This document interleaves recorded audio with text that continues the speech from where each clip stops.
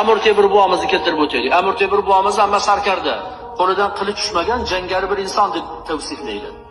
Halbuki Amir Temur buvomiz bir marta namozga kirishganlarida 7 martagacha Allohu akbar dedilarda, quloqni qoqib, bundoq qilib turdilar, yana salom berib namozdan chiqdilar. Jim turdilar. Yana Allohu akbar deb boshqa namozga kirishdilarda, yana jim turdilar, assalomu alaykum va rahmatulloh namozdan chiqib ketdilar turgan joylar. 7 marta takrorlandi. 8-sida keyin Allohu akbar namozni o'qib ketdilar. Tugatganlardan keyin yonlari amirim, nima uchun bunaqa qildingiz desalar, avvallari bir marta Allohu akbar deganimda ko'z oldimda Ka'ba paydo bo'lar edi. To'g'ridan-to'g'ri men Ka'batullohning yonida turgandek ibodat qila olar edim.